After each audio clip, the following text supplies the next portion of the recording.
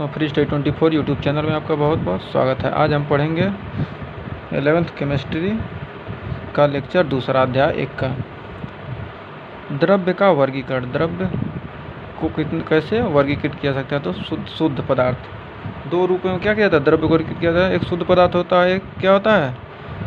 एक मिश्रण होता है। तो शुद्ध पदार्थ कितने प्रकार के होते हैं? 2 प्रकार, तत्व और यौगिक। तो शुद्ध पदार्थ किसे कहते हैं?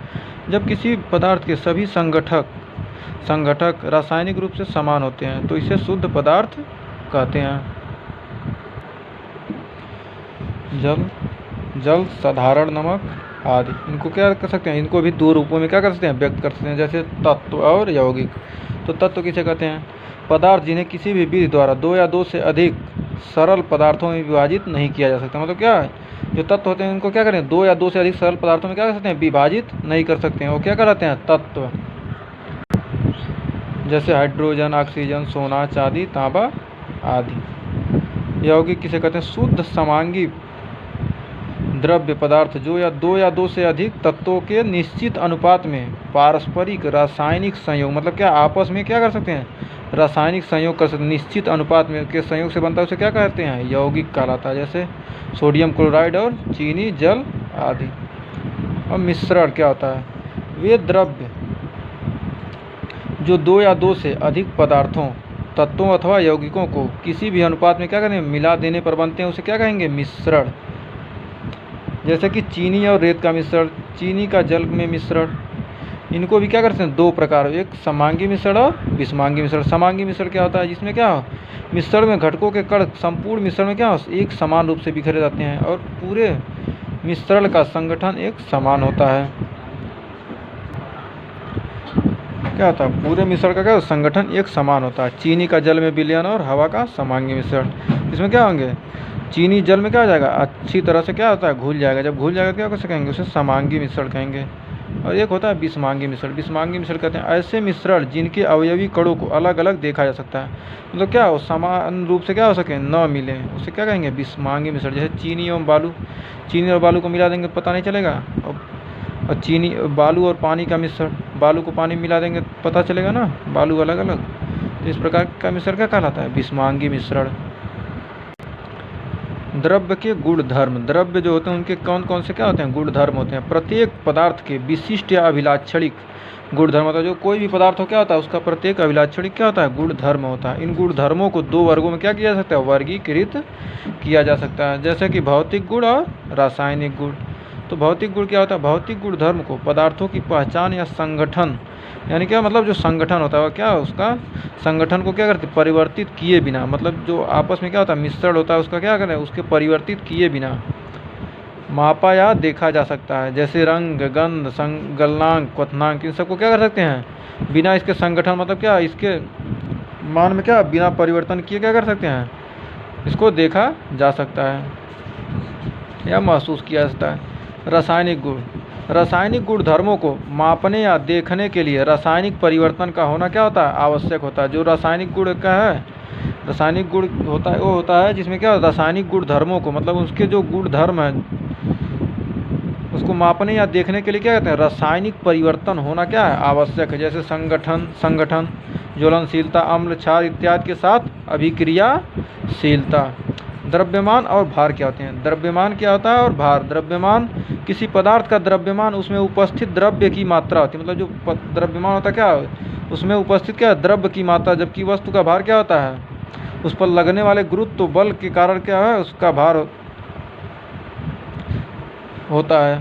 तो किसी पदार्थ का द्रव्यमान स्थिर होता है, परंतु भार क्या होता है? गुरुत्व के कारण क्या होता है? हमेशा परिवर्तित होता है। एक स्थान से दूसरे स्थान पर अलग अलग क्या हो सकता है? भार हो सकता है। तो द्रव्यमान क्या होता है? द्रव्यमान हमेशा निश्चित होता है। और जबकि भार क्या होता है? गुरुत्वीय त्वरण के मान पर क्या करता है? निर्भर करता है। मतलब क्या है?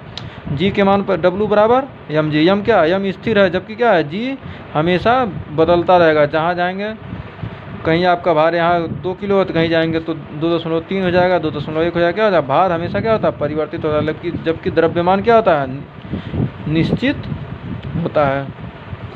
आयतन किसे कहते हैं? आयतन किसी पदार्थ द्वारा घेरे हुए स्थान को आयतन कहते हैं। मतलब कोई पदार्थ उसके द्वारा क्या है? जो घेरा गया स्थान है क्या कहलाएगा? उसका आयतन कहलाएगा।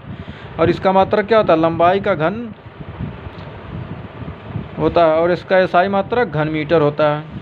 घनत्व तो किसी का नहीं, किसी पदार्थ का घनत्व उसके प्रति इकाई आयतन का क्या होता है, द्रव्यमान होता है। तो घनत्व बराबर क्या होता है, द्रव्यमान बटे आयतन होता है। एकदम सिंपल है सब, आप लोग पहले पढ़ चुके हैं। एसआई मात्रक मतलब क्या है, घनत्व का एसआई मात्रक द्रव्यमान का किग्रा और आयतन का घन मीटर, तो किग्रा प्रति घन मीटर हो जाएगा।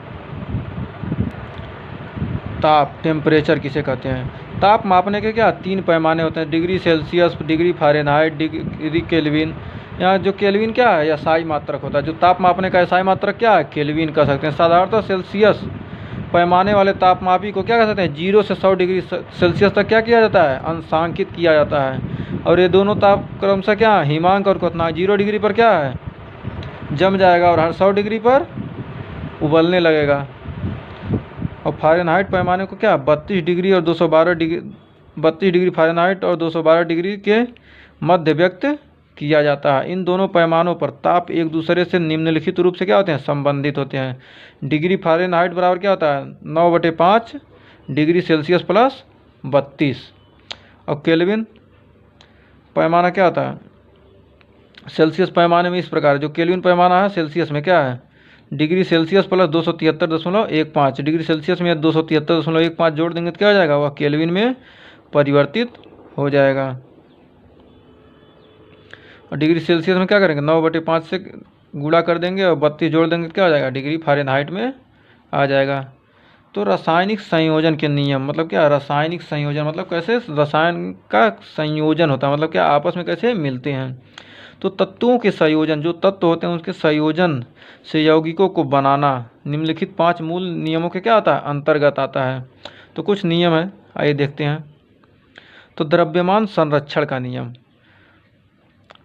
पहला नियम क्या, द्रव्यमान संरक्षण का। इस नियम के अनुसार क्या होता है, द्रव्य न तो बनाया जा सकता, मतलब जो द्रव्य होता है उसे क्या न तो बना सकते हैं और न ही क्या कर सकते हैं, नष्ट किया जा सकता है। ये क्या कहलाएगा, इसे कहेंगे द्रव्यमान संरक्षण का नियम। और एक होता है स्थिर अनुपात का नियम।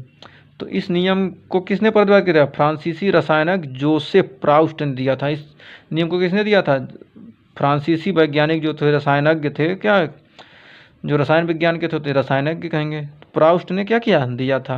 और उनके अनुसार क्या होता है, किसी यौगिक में तत्वों के द्रव्यमानों का अनुपात क्या होता है, सदैव समान होता है। जो तत्व होता है उसमें क्या है, जो द्रव्यमान होते हैं उनके क्या होते हैं, अनुपात सदैव क्या होता है, समान होता है। और तीसरा है गुणित अनुपात का नियम। गुणित अनुपात का नियम कहता है, यह नियम डाल्टन द्वारा सन 1803 में दिया गया था। इस नियम के अनुसार यदि 2 तत्व संयोजित होकर एक से अधिक यौगिक बनाते हैं, मतलब क्या 2 तत्व संयोजित हो रहे हैं और एक से अधिक तत्व बना रहे हैं, तो क्या होता है, एक तत्व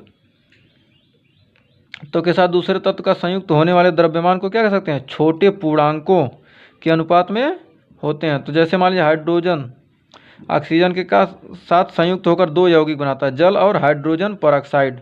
तो क्या हाइड्रोजन और ऑक्सीजन मिलकर क्या बनाया, जल बना लिया। हाइड्रोजन और ऑक्सीजन मिलकर जल बना लिया। तो क्या 2 ग्राम हाइड्रोजन 16 ग्राम ऑक्सीजन लिए तो कितना 18 ग्राम जल बन गया। यदि फिर जल और ऑक्सीजन मिलकर क्या आता है, हाइड्रोजन परऑक्साइड, फिर 2 ग्राम जल ले लेंगे और फिर 32 ग्राम ऑक्सीजन ले लेते हैं तो कितना 34 ग्राम क्या हो जाएगा, हाइड्रोजन परऑक्साइड बनाती है। तो आज का वीडियो हमारा यहीं समाप्त होता है। इसके आगे का हम अगले वीडियो में पढ़ेंगे। अगर आपको वीडियो पसंद आया तो लाइक शेयर कमेंट करना ना भूलें और वीडियो को ज़्यादा से ज़्यादा शेयर करें। और आपने अभी तक अगर चैनल को सब्सक्राइब कर दिया तो सब्सक्राइब जरूर कर दें और साथ में बेल आइकन को प्रेस करना ना भूलें, जिससे सबसे पहले आपको नोटिफिकेशन प्राप्त हो सके। Thank you friends.